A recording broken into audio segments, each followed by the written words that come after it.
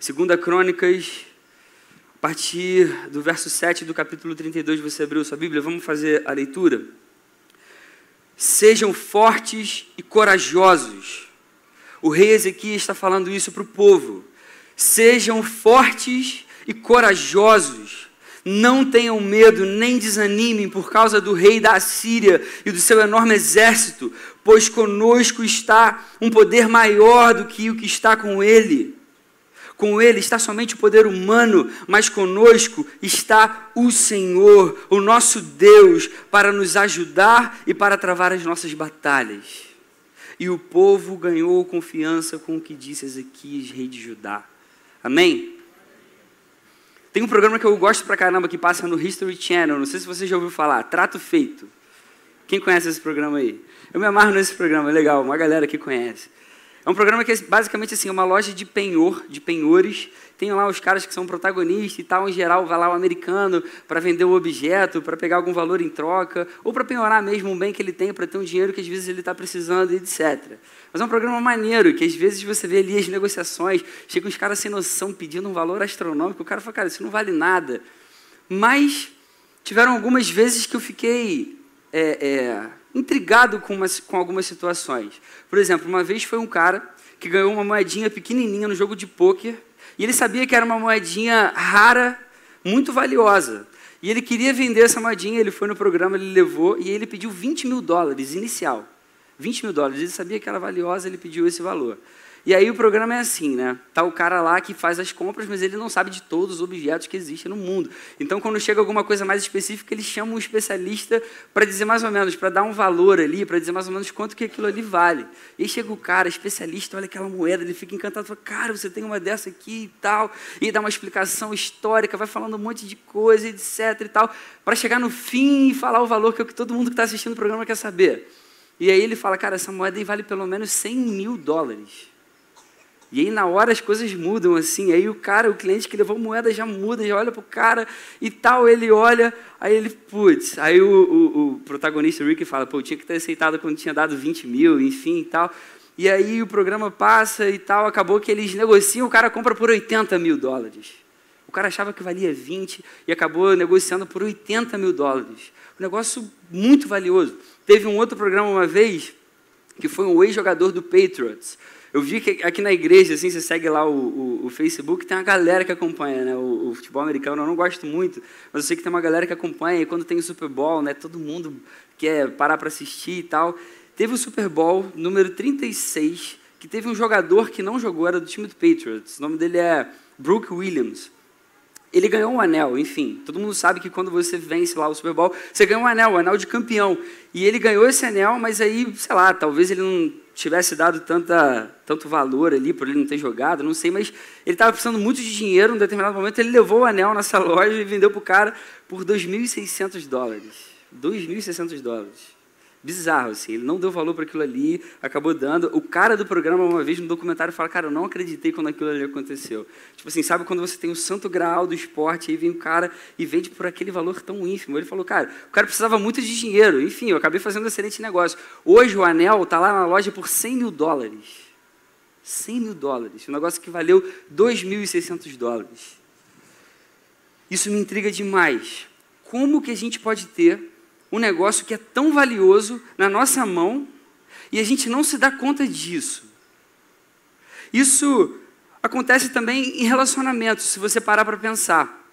Eu conheço casais que foram restaurados, que Deus abençoou de uma determinada forma e Deus transformou o coração do marido, e ele que não dava o menor valor para a mulher, de repente, agora com aquele coração transformado, ele começa a dar um valor tão grande que ele nunca tinha dado para a esposa dele.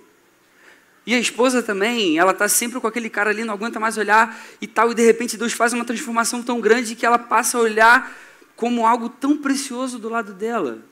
Isso acontece com amizades, por exemplo. Eu já vi casos de uma pessoa passar um perrengue muito grande, e aí, naquele perrengue, ela achava que aquele melhor amigo ia chegar junto, ia ajudar tanto, e não ajudou tanto assim, e de repente uma pessoa que ela nem dava tanto valor, chegou tão junto e ajudou tanto, e agora ela se tornou tão especial. Essas coisas, infelizmente, acontecem na nossa vida. Uma moeda tão pequena e insignificante Estava sempre ali na minha mão, mas agora ela tem um valor tão grande. Um anel não tinha o menor valor para mim, mas agora ele vale 50 vezes mais. O meu cônjuge não era mais ninguém, eu não aguentava nem mais olhar para a cara dele, agora ele tem um valor tão grande para a minha vida, para o meu dia a dia. Aquela pessoa que eu não dava tanto valor, agora ela é uma pessoa tão especial para mim, se tornou um amigo tão chegado. É bem possível que a gente tenha algo extremamente valioso, muito perto de nós, e talvez a gente não perceba esse valor. E quanto mais rápido a gente perceber e mudar a nossa postura, melhor é para a nossa vida. No texto que a gente leu, aqui no início, a gente está diante de um rei, o rei Ezequias, que passou por uma experiência assim. Ezequias, ele foi um rei de Judá, que sucedeu os reis Jotão e Acais, que foram seu avô e o seu pai. Jotão e Acais, de acordo com a Bíblia, eles não andaram segundo a vontade do Senhor, o Deus de Judá. Para você ter uma ideia, Jotão, ele chegou a fazer o que o Senhor aprovava, de acordo com a Bíblia, mas ele não retirou os altares idólatras que tinham no meio do povo. Acais, que era o pai de Ezequias, foi além, fez pior. A Bíblia diz que ele fez o que o Senhor reprova. Ele fez algo tão detestável diante de Deus, ele chegou a queimar um filho dele em sacrifício a um outro Deus. Ele chegou a queimar holocaustos e entregou ofertas para outros deuses de outras nações que tinham contaminado ali o povo de Judá naquele momento. Ezequias, que é o cara que falou essas palavras que a gente leu no início aqui dessa noite, era filho desse Acais, neto de Jotão. E a Bíblia conta para a gente que ele foi um rei que fez o que o Senhor aprova, tal como tinha feito Davi, seu predecessor. 2 Reis 18 conta que Ezequias removeu os altares idólatras que tinham no meio do povo, quebrou as colunas sagradas, derrubou os postes sagrados. Da mesma forma que alguém descobre um valor de algo que esteve sempre ali e que antes não tinha aquele valor todo, Ezequias redescobriu o Senhor como o verdadeiro Deus do seu coração e do povo de Judá. O povo de Judá e Israel viviam um momento totalmente afastados do Senhor, o Deus que tinha se revelado para eles. O próprio pai de Ezequias fez coisas totalmente abomináveis aos olhos de Deus. Esse povo tinha algo preciosíssimo nas suas mãos. Eles tinham a aliança do Senhor, o único Deus revelado. Eles tinham a promessa de ser o seu povo. Mas eles viviam como se isso não valesse mais nada. Muitos no meio do povo já estavam adorando outros deuses há muito tempo. Já não estavam mais obedecendo às leis dadas por Deus a Moisés. Eles profanaram o templo. O Senhor, Ele esteve sempre ali. Ele amava aquele povo. Ele queria ser o Deus daquele povo. E o povo não estava dando mais nenhum valor a isso. Mas agora Ezequias faz dele o seu Deus e o Deus da nação novamente, o Deus da nação de Judá. Não apenas o principal, mas o único. E isso é muito significativo, porque naquela época era um tempo de muita idolatria. As pessoas eram capazes de adorar qualquer objeto que elas achassem que tivesse feito algum bem a elas. Elas poderiam adorar essa televisão se de repente eu achasse que essa televisão me deu sorte no dia de hoje. A idolatria era tão grande que o povo de Israel era praticamente um povo ateu, porque eles só acreditavam que existia um Deus. Como assim? Um só Deus? Tem tantos deuses por aí. E alguns reis de Israel chegaram até a adorar o Senhor, mas como o Deus, o Senhor, acima de outros deuses, outros senhores. O que Deus queria que o povo entendesse é que não existe isso. Eu sou o único Deus. E Ezequias faz do Senhor o único Deus novamente. E isso fez toda a diferença. Isso fez toda a diferença. No primeiro ano do reinado de Ezequias, e ele assumiu o reinado com 25 anos de vida. 25 anos de vida. Ele reabriu as portas do templo do Senhor, e a Bíblia fala que ele consertou as portas. Como isso é interessante. Você consegue imaginar que existia um templo que foi construído, dedicado a Deus, e as portas estavam quebradas? Você imagina quantos anos aquilo tinha se passado daquele jeito, e agora vem um rei e conserta as portas. Ele conserta as portas, ele convoca os sacerdotes, os levitas do povo. Ele pede que os levitas e os sacerdotes se consagrem para que eles conseguissem purificar o templo novamente, e diz que toda a assembleia prostrou-se em adoração a Deus. Um tempo depois, Ezequias reúne todo o povo de Judá e Israel para que eles conseguissem celebrar a Páscoa do Senhor, que era uma ordenança dada por Deus lá atrás. E aí, se você ler em 2 Crônicas, no capítulo 30, diz que houve grande alegria em Jerusalém, pois desde os dias de Salomão, lá atrás, filho de Davi, rei de Israel, não havia acontecido algo assim na cidade. A Bíblia conta que Ezequias era tão dedicado a Deus que ele contribuía com os próprios bens para que os holocaustos acontecessem no templo.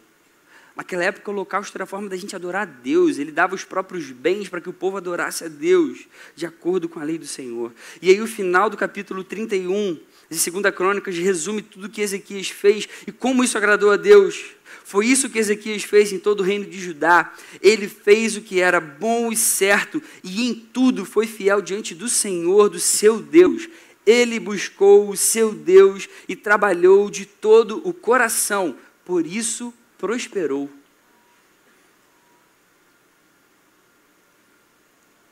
Que coisa maravilhosa que está acontecendo nesse momento no povo de Judá.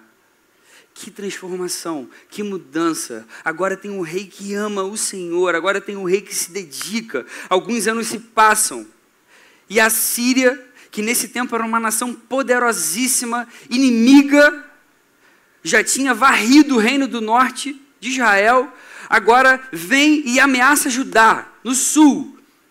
A Bíblia conta que Senaqueribe, que era o rei da Assíria nesse tempo, invadiu Judá, sitiou Jerusalém.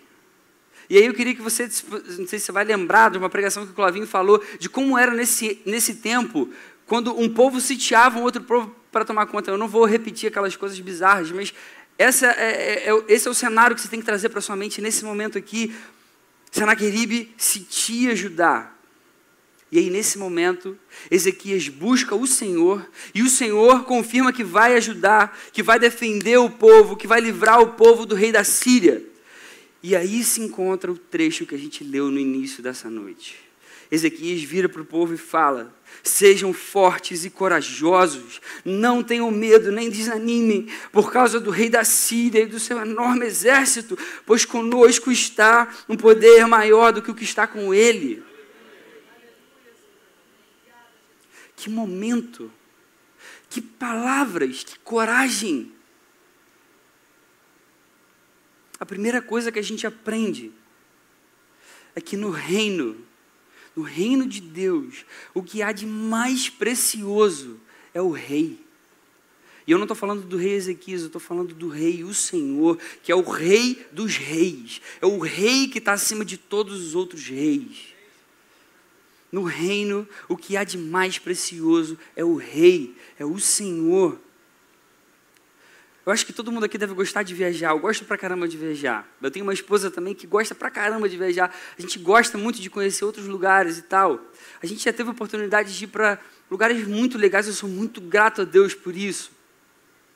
Em geral, quando eu vou num lugar novo, algumas coisas me chamam a atenção nesse lugar. A educação do povo, a riqueza daquele povo, a forma como eles desenvolvem a sua tecnologia, as suas construções, a sua arquitetura. Isso me chama a atenção. Em geral, eu não me importo muito com quem está no poder desse lugar que eu fui lá visitar.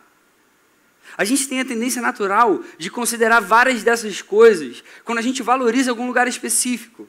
Por exemplo, para mim, se os Estados Unidos, que é um país que eu gosto pra caramba, se ele tem o seu valor, na minha opinião, é por causa das coisas que eu posso ver nesse sentido lá. É por causa da educação das pessoas de lá, da riqueza geral das pessoas, da nação, da tecnologia que eles são capazes de produzir, da segurança que aquele país tem, do poderio bélico que eles têm.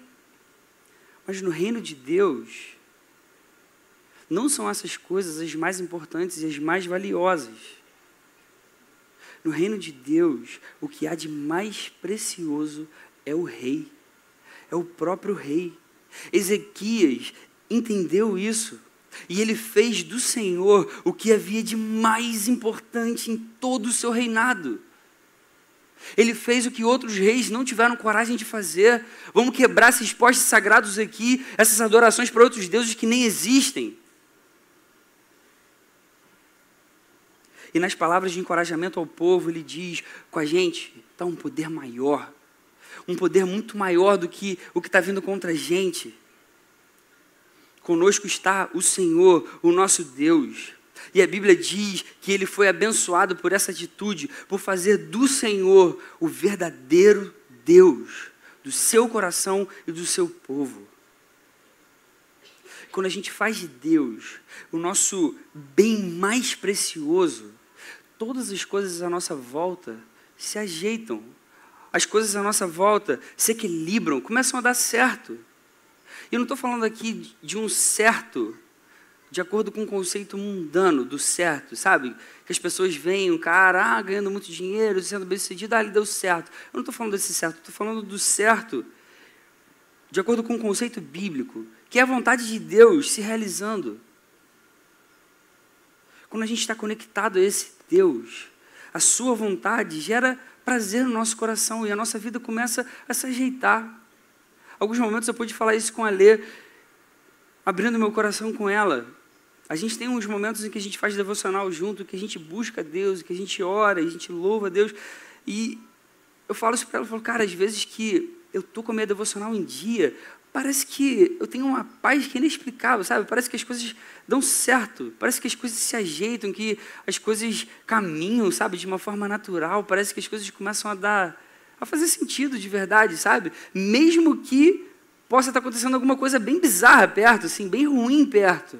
Mas parece que a gente sente uma paz que é inexplicável. Quando a gente faz de Deus o que há de mais precioso para a nossa vida, quando a gente faz dele o nosso verdadeiro Deus, as coisas se ajeitam, a vida se encaixa, a gente sente paz, a gente sente alegria, a gente sente satisfação sem precisar de outras coisas que esse mundo pode oferecer para a gente. Ezequias fez de Deus o seu bem mais precioso, o reino se ajeitou, o Senhor voltou a falar, o Senhor voltou a ser o rei, o Senhor voltou a conduzir o povo. Quantas vezes a gente desperdiça o privilégio da gente viver dessa forma simplesmente porque a gente não está perto desse Deus? A gente se apega a tantas outras coisas. A gente é capaz de se apegar a tantas coisas nessa vida. A gente se apega, sabe, ao nosso carro, a gente se apega à nossa casa, a gente fica achando que a gente vai ser mais feliz se eu conseguir aquela promoção no meu emprego que eu estava querendo tanto. Cara, mas eu vou ser um pouco mais feliz se realmente eu ganhar um pouquinho mais, sabe? O meu salário, ele agora está menor, mas se eu ganhar um pouco melhor, eu vou ser mais feliz.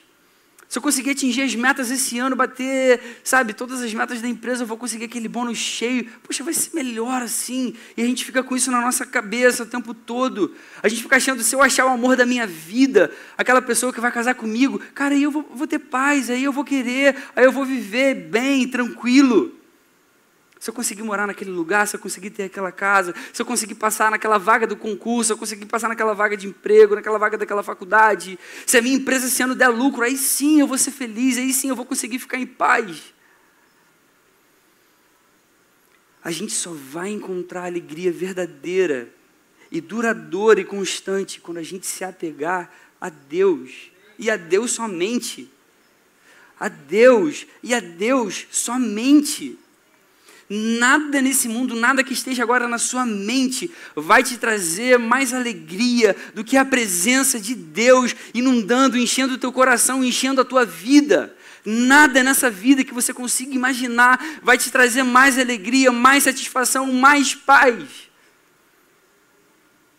2 Reis, capítulo 18, versos 5 e 6, diz que Ezequias confiava no Senhor, o Deus de Israel. Nunca houve ninguém como ele entre todos os reis de Judá, nem antes nem depois dele. E diz que ele se apegou ao Senhor e não deixou de segui-lo. Ezequias se apegou ao Senhor. Sabe quando você se apega a alguém? A pessoa que você casa, você se apega a essa pessoa, o seu filho, que você se apega a ele, aquela pessoa que você gosta tanto e você se apega àquilo. Ezequias se apegou ao Senhor. Ele se apegou ao Senhor.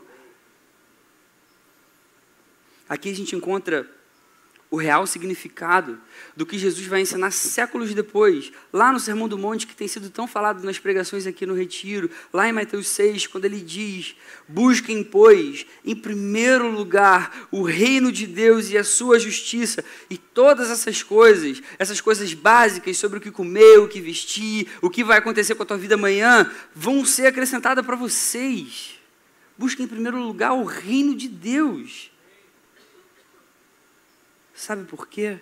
Porque no reino, o que há de mais precioso é o rei.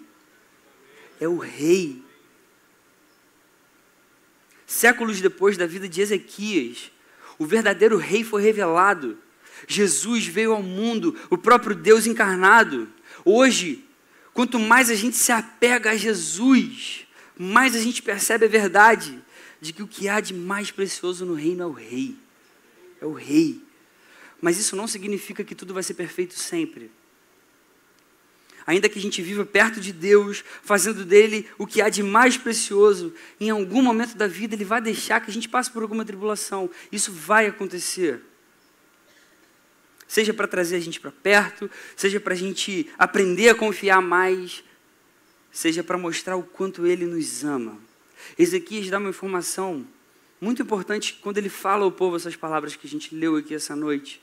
Ele diz: não tenham medo nem desanimem por causa do rei da Síria e do seu enorme exército. A Síria era um poderio gigantesco, causava terror, pavor em todas as nações à volta. Eles tinham um exército enorme. Ainda que Ezequias mantivesse o seu coração apegado ao Senhor, um poderoso exército inimigo veio na sua direção. Mas o Senhor continuou sendo o que havia de mais precioso, ainda que o inimigo viesse para tentar destruir o povo. Isso ensina para a gente que o rei, o nosso Deus, Jesus, deve continuar sendo o que há de mais precioso, ainda que o inimigo tente destruir a nossa vida. Ainda que o inimigo tente acabar com você, tente roubar a tua paz, tente acabar com tudo que você construiu até hoje.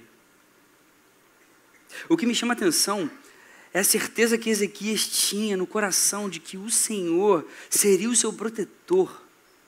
Ele chega e ele fala para o povo com toda a ousadia, com toda a coragem que ele tinha no seu coração: sejam fortes, não desanimem, o Senhor vai lutar as nossas batalhas. Ele já falou isso para mim, isso é certo. O Senhor luta as batalhas do seu povo. O Senhor é um Deus que luta as nossas batalhas.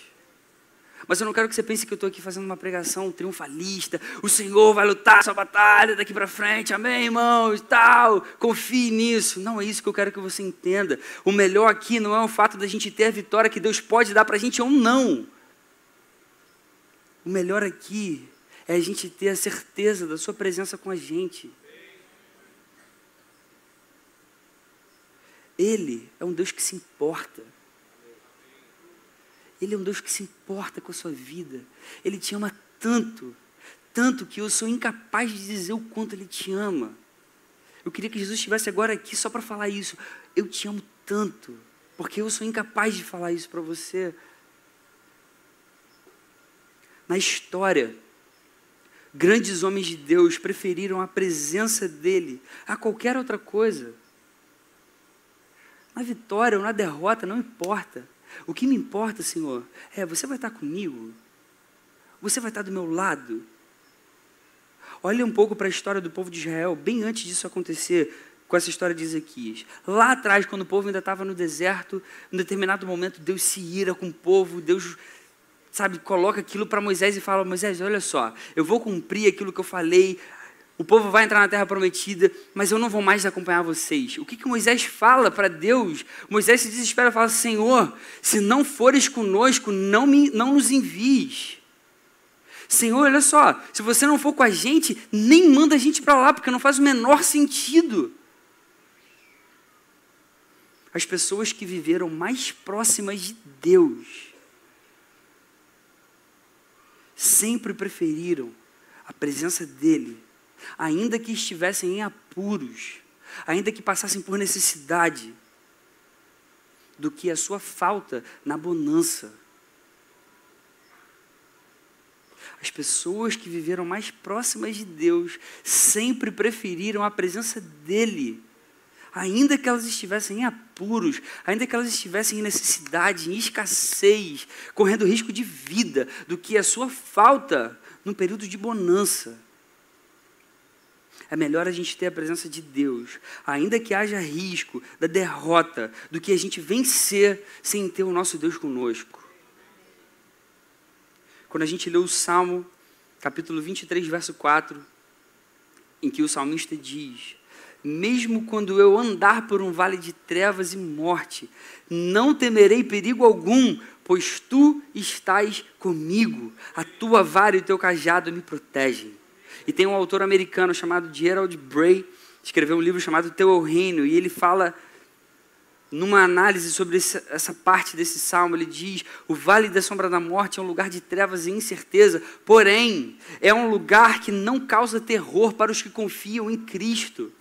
A sua presença, a presença de Cristo, é um conforto. A vara e o cajado nos fazem lembrar de que Deus se importa conosco e nos mantém rumo à direção certa. Eu não sei se você está passando por um dos piores momentos da sua vida. Eu não sei se você está passando por alguma dificuldade muito grande, quase impossível de se resolver. E eu também não sei se você está passando por um dos melhores momentos em toda a sua vida. Se você nunca esteve tão feliz quanto você está nesse momento. O que eu posso afirmar para você, de acordo com o que a palavra me ensina, é que em qualquer caso, a presença do nosso Deus é o maior conforto. É o maior conforto, independente do período que você esteja vivendo. Porque é melhor a gente ter a presença de Deus, ainda que na derrota, do que a gente vencer, conquistar um mundo sem ter o nosso Deus conosco. O Senhor continuou sendo o que havia de mais precioso para Ezequias, ainda que o inimigo viesse para tentar destruir o povo. A única certeza que a gente tem que buscar implacavelmente é: Deus, você está comigo. Deus, pode vir qualquer um contra mim, Senhor. Pode acontecer qualquer coisa na minha vida, mas você vai estar comigo. É a única certeza que a gente tem que buscar com toda a nossa força, com todo o nosso coração, com toda a nossa vida. Deus é um Deus que luta as nossas batalhas. É um Deus que está do nosso lado, um Deus que se importa com a sua vida. Mas o mais importante disso é que Ele está do nosso lado. Que Ele está do nosso lado. E qual é a nossa parte nisso? Coragem. Eu e você precisamos ter coragem. O reino de Deus é um reino de corajosos, não é um reino de covardes. O interessante, quando a gente analisa esse trecho e a vida de Ezequias, esse momento que foi tão significativo para o povo de Judá, quando a Assíria tenta invadir, é que Deus quis que o seu povo tivesse coragem diante da ameaça, antes que ele agisse. Antes que ele agisse. E isso ensina para a gente aqui essa noite que, em alguns momentos na nossa vida, o Rei, o Senhor, vai querer da gente coragem para a gente prosseguir. Ele vai pedir coragem da tua vida. Ele está contigo, sim, mas cara, agora vamos ter coragem. Você quer que eu haja? Coragem, força, não desanima. Não é hora de desanimar. Fica comigo, fica firme, confia em mim. No inicinho do verso 7, Ezequias abre assim falando para o povo com toda a coragem: sejam fortes e corajosos, não tenham medo nem desanimem. Deus exige da nossa vida em alguns momentos cruciais coragem para a gente enfrentar aquele momento. E nesses momentos, a fé é o que vai manter a gente confiante no poder de Deus. A gente vai precisar ter fé. A gente vai precisar ter fé na nossa caminhada.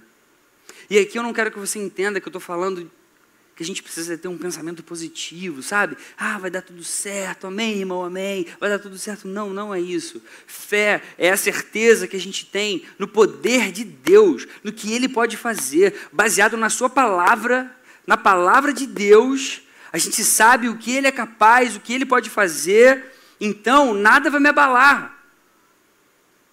É uma diferença sutil. Isso é fé.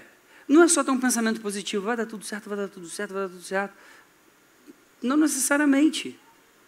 A gente tem que ter fé que o nosso Deus é poderoso, Ele vai fazer o que Ele quiser, e Ele vai estar comigo, não importa o que aconteça. Essa é a fé que Deus quer que a gente tenha. Quando a gente faz do nosso rei o nosso bem mais precioso, a gente passa a ter esse rei presente nas nossas vidas, lutando as nossas lutas, se importando com as nossas vidas. Mas às vezes Ele vai querer de nós um passo de fé, de coragem, para a gente prosseguir, para a gente seguir em frente. Até mesmo para que Ele lute as nossas lutas. Você quer ver Deus lutando as suas lutas? Você precisa ter coragem. Coragem. Você precisa acreditar que Ele realmente é poderoso para vencer. E geralmente Ele vai fazer isso nos momentos que parecem mais impossíveis na sua vida. Senão, para que você precisa de fé? Infelizmente, é nesse ponto que muitos cristãos desistem. Sabe, naquele momento que a coisa parece que aperta. Infelizmente, nesse momento é quando a gente justamente precisava da fé. A gente tem que ter coragem, queridos. A gente precisa ter coragem para seguir. A gente precisa ter coragem para caminhar. Porque em alguns momentos da nossa vida, o rei vai querer de nós coragem. Coragem para a gente prosseguir. E quais são as aplicações disso tudo que a gente ouviu para a nossa vida? Como que a gente traz isso para o nosso dia a dia? Em primeiro lugar, a gente precisa fazer do Senhor o nosso bem supremo. Sabe o que é supremo? O supremo é o que está acima de qualquer coisa. A gente precisa de fazer de Jesus o nosso bem acima de qualquer outra coisa na nossa vida. Se apegue a Deus. Se apegue a Deus. Hoje, Jesus é o rei desse reino que a gente tem falado tanto tempo aqui. Ele é o Deus a quem a gente deve apegar o nosso coração. Ele deve ser o nosso bem supremo. Uma pergunta para você refletir nessa noite. Jesus é realmente o que há de mais importante para você? Jesus é o que sai da sua boca quando você senta para almoçar? Jesus é o que sai da sua boca quando você conversa com seu amigo não cristão? Jesus é o que sai da sua boca quando você acorda para tomar o seu café da manhã? Jesus é o que há de mais precioso, mais importante para a tua vida hoje, nesse momento. Existe alguma coisa na sua vida que ainda não é comandada por Jesus? Existe alguma coisa na sua vida que ainda não é totalmente entregue a Ele? Existe alguma coisa na sua vida que ainda te dê mais prazer do que o prazer da sua presença? John Piper escreveu um livro chamado Deus ou Evangelho. E ele faz uma pergunta nesse livro que quebrou o meu coração, de verdade. E a gente precisa refletir com muito temor. Se você pudesse ter o paraíso, sem doenças, com todos os amigos que você já teve aqui na terra, e todas as comidas que você gosta, e todas as atividades de lazer que você aprecia, e todas as belezas naturais que você já contemplou na sua vida, e todos os prazeres físicos que você já experimentou, e nenhum conflito humano ou desastre natural, você se satisfaria com esse paraíso se Cristo não estivesse presente nele?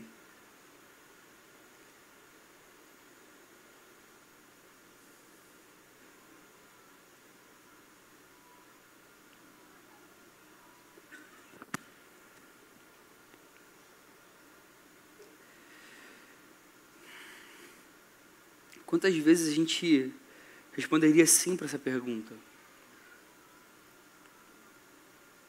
A gente não pode se esquecer de que no reino, o que há de mais precioso é o rei.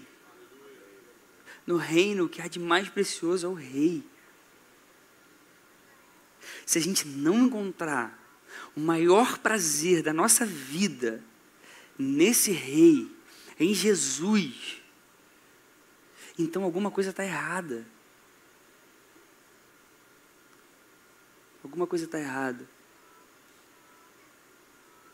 Na prática, fazer de Jesus o nosso bem mais precioso é obedecer às suas ordens, é obedecer aquilo que Ele quer da nossa vida. Ezequias fez do Senhor o que havia de mais precioso como? Ele simplesmente colocou em prática as leis daquele tempo, as leis dadas por Deus a Moisés. Ele fez o que Deus sempre quis que ele tivesse feito. Ele colocou em prática o que estava ali na lei.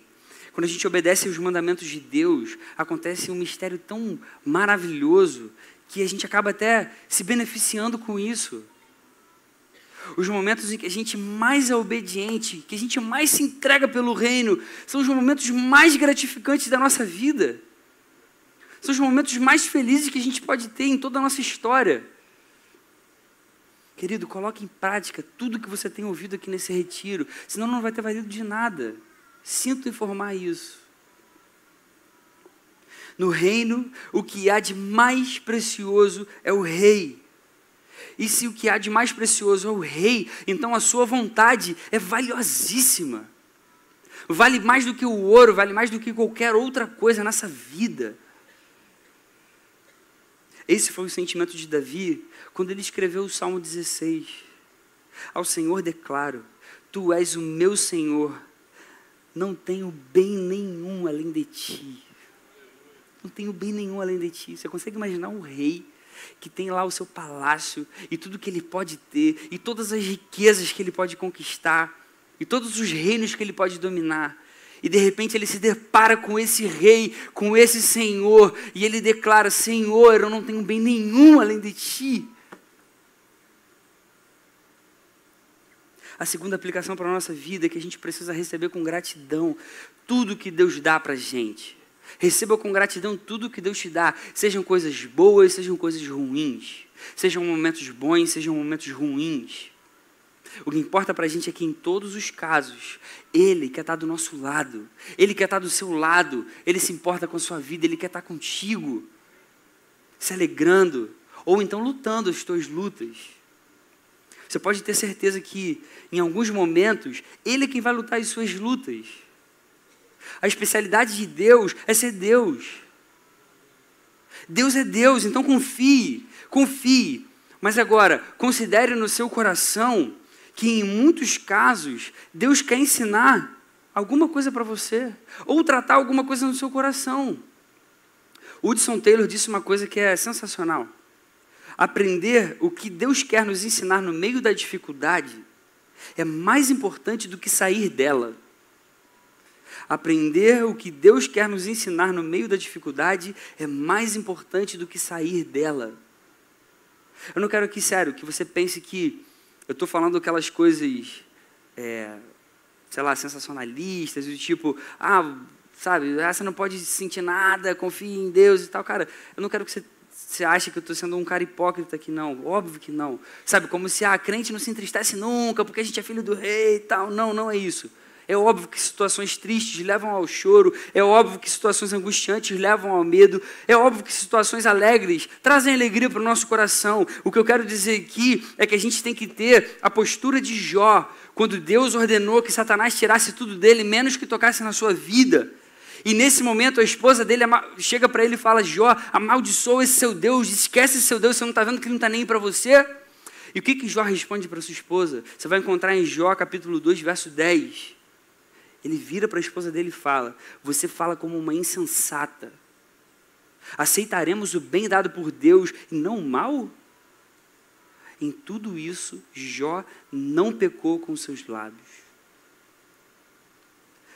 Receba tudo o que acontece na sua vida como algo que vem de Deus para o seu bem.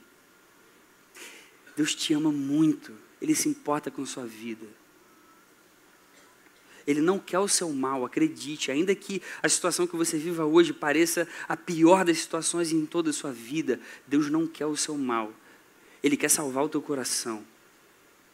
A terceira aplicação para a nossa vida é que a gente tem que ter coragem. A gente tem que ter coragem. Tenha coragem, não desanime. Se a sua vida está pegada a Ele, Ele vai agir. Ele vai agir. Só que é difícil a gente crer nessa verdade no meio de uma tempestade. Mas é nessa hora que a gente mais precisa colocar em prática o que Ele quer da nossa vida.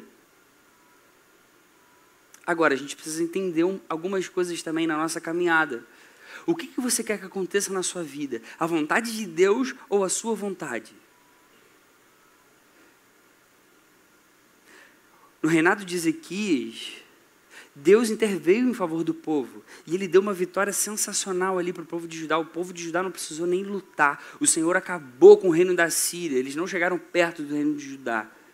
Mas em outros momentos da história do povo, Deus enviou um exército inimigo para vencer o seu povo, para trazer alguns ensinamentos para o seu povo. A pergunta que a gente precisa responder é: ainda que Deus não faça a nossa vontade, a gente vai continuar amando a sua presença? Ainda que Deus entenda que o necessário para você é algo que hoje não te satisfaz, você vai continuar amando a presença dEle? Ainda que você não alcance os seus sonhos aqui nessa terra, a presença dEle vai continuar sendo a coisa mais preciosa para a sua vida. Mas Ele pede a nós coragem, não desanima. Tenta entender que essa vida aqui não é o teu fim último. Tenta entender que essa vida aqui não depende de você, não se trata de você, é sobre mim, é sobre a minha glória. Eu aqui importo nessa vida toda. A gente tem que ter essa postura para a manifestação da sua vontade no nosso coração. Ele vai agir sim, mas Ele vai agir para que o seu nome seja glorificado. E isso pode fazer toda a diferença. Isso vai fazer toda a diferença na forma como a gente enxerga o bem de Deus. Nem sempre o bem de Deus é o bem para a sua vida, de acordo com o que você considera o que é bem, o que é bom. Nem sempre o mal dele é de fato mal. Qual é o teu conceito de bem ou mal? Quem somos nós para conceituarmos esse tipo de coisa? Agora, Ele pede de nós: tenha coragem, não desanime. Se a sua vida está pegada a Ele, Ele vai agir, mas Ele vai agir para glorificar o próprio nome. Para glorificar o próprio nome. Você fica bem com isso? Você fica bem com essa informação? Eu quero concluir lendo com vocês o Salmo 46. Eu queria que você abrisse nesse momento. Salmo 46, eu quero ler os versos 8, 9 e 10. Salmo 46, versos 8, 9 e 10. Prestem atenção nesse salmo. Venham, vejam as obras do Senhor, seus feitos estarrecedores na terra. Ele dá fim às guerras, até os confins da terra. Quebra o arco e despedaça a lança. Destrói os escudos com fogo. Parem de lutar. Saibam que eu sou Deus. Serei exaltado entre as nações. Serei exaltado na terra. Sabe por que eu estou lendo esse salmo? Existem alguns estudiosos que acreditam que o contexto desse salmo é exatamente esse cenário em que a Síria vem para tentar derrotar o povo de Judá. E Deus dá esse livramento que é inesquecível para a história do povo de Israel. Quando a gente liga esse salmo com essa história de livramento de Deus, e antes disso a entrega de Ezequias a esse Deus com todo o coração, quando ele se apega a Deus, esse salmo ganha um peso diferente. Quando a gente faz de Jesus o nosso bem supremo, o bem que está acima de todos, a gente consegue ouvir o próprio Deus falando essas palavras para nós. Parem de lutar. Eu que vou lutar por vocês. Parem de lutar. Saibam que eu sou Deus. Na versão antiga falava: aquietai-vos e sabei que eu sou o Senhor. Olha que coisa impressionante. Parem de lutar, aquietem-se. Essa luta, eu que vou lutar por vocês, eu vou vencer. E o mundo vai perceber a minha glória, vai ver que eu sou Deus acima de todos os outros. Por isso que o salmo termina: serei exaltado entre as nações, serei exaltado na terra. Como eu falei no início aqui, é bem possível que a gente tenha algo extremamente valioso, muito perto da gente, e talvez a gente não perceba isso. É possível que Jesus esteja bem perto de você nesses dias aqui do retiro, e talvez você não tenha percebido isso ainda. Um Deus que te ama tanto, que é tão valioso, que é tão precioso para aqueles que o amam. Mas quanto mais rápido a gente perceber isso e mudar a nossa postura, melhor é para a nossa própria vida, melhor é para o nosso coração. A gente precisa quebrantar o nosso coração na presença do nosso Deus. Faça de Jesus o que há de mais precioso na sua vida. Amém, querido? Vamos orar. Senhor, obrigado pela tua presença, pela tua palavra, Deus. Obrigado por quem você é para cada um de nós. A gente te agradece por esse amor que é tão difícil de entender, Deus.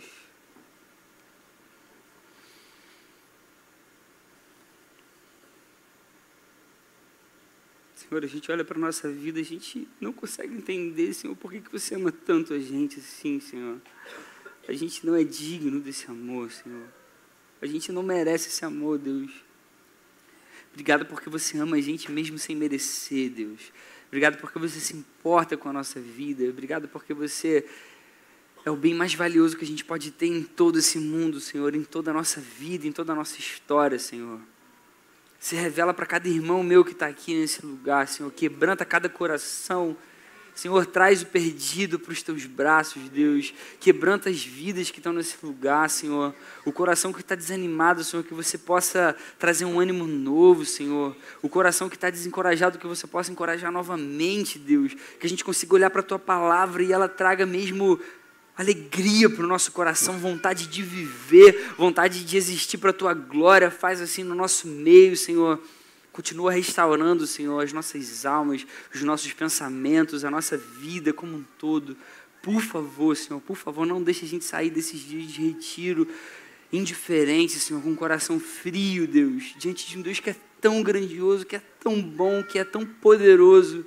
Recebe toda a nossa vida e toda a nossa adoração, Senhor, nessa noite. Transforma a nossa vida, no nome de Jesus.